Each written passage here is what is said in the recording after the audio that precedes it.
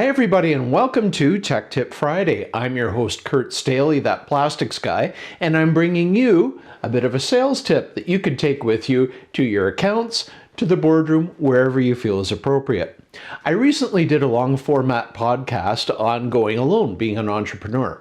And one of the things you have to do, regardless if you're an entrepreneur or you're a sales professional, is land business, land accounts, land business, close business, and that takes some time. It's a major investment. Actually, if you're starting from scratch, getting the pipeline filled with projects to work on to generate revenue, well, that's probably going to be 90% of your time, if not 95%, because nothing happens until you sell something.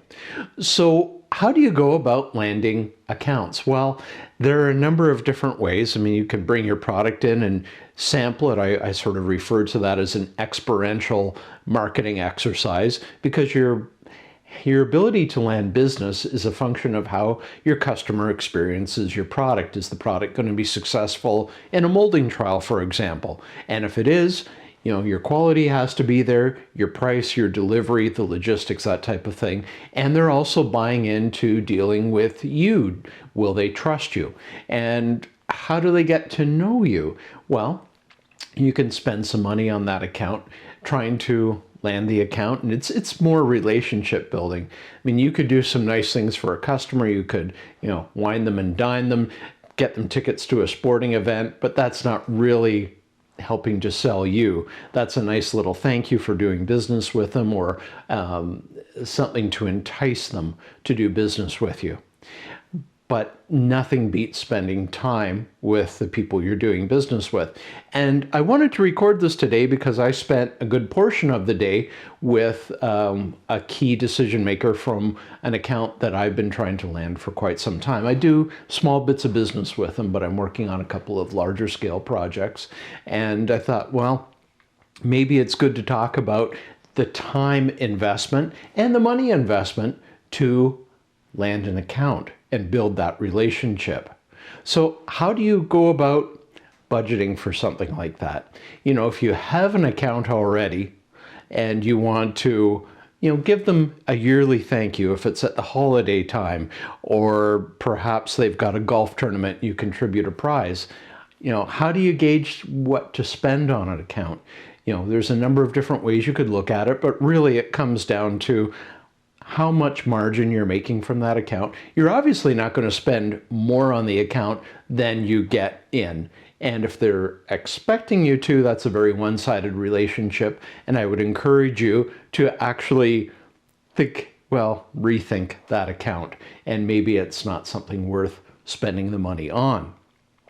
But if it is a good account for you, maybe you want to consider 2% of gross margin, something like that. Or maybe the account has some guidelines, HR guidelines, in terms of what they will actually allow for, a sanctioned gifting, if you will.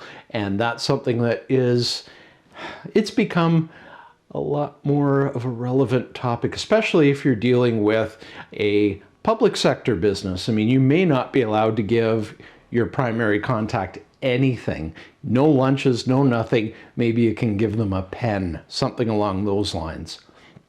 Now, if you do have a situation where it's a green light, you can do, within reason what you'd like with your key account representative, the buyer that you're dealing with, the general manager, the engineering manager, whatever the case. You can always take them out for lunch, but a lot of people don't have the time for that. Maybe it's a dinner after, or if you have a good enough relationship, it's a weekend thing where spouses are involved too. That's always very nice. Potentially it could be awkward if the spouses don't get along, but you don't know till you do that. So I guess what I'm suggesting is the tools that you have to build a relationship, spend time, reinforce the fact you're a decent person to do business with, you're trustworthy, you have a social connection. It really makes things a lot easier. Don't spend more on the account that you bring in. And I would suggest, maybe 1 or 2 percentage points of gross margin is a good starting point for looking at what you spend on them. Maybe it's a little bit less if it's a massive account. Only you know that by crunching the numbers.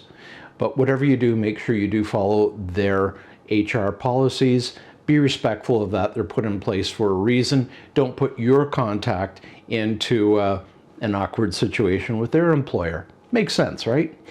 But do the things that build the relationship. Giving a pen or a notepad or certificate in Ontario, LCBO, Liquor Control Board, giving them a booze certificate. Maybe that's not the best thing to do. Home Depot gift certificate at the holidays, maybe that's appreciated. Use your imagination, but just build the relationship. That's what it comes down to. If you can spend some time with them outside of work to strengthen that, fantastic. But my only word of caution is don't do something with a potential client or a client that you know that you wouldn't spend the time with somebody that you're already friendly with. Otherwise, it can be a pretty awkward time. So those are just some of my tips for relationship building that are non-commercial, but super important. I mean, we are people. People deal with people. People deal with people they trust and like and respect. Do the things that demonstrate you're trustworthy, likable, and can be respected. So there's your tech tip on account management. And I do hope you can find that useful. So until next Friday, I'm Kurt Staley, that plastics guy, wishing you a great Friday, a great weekend, and we will talk soon. Thanks so much.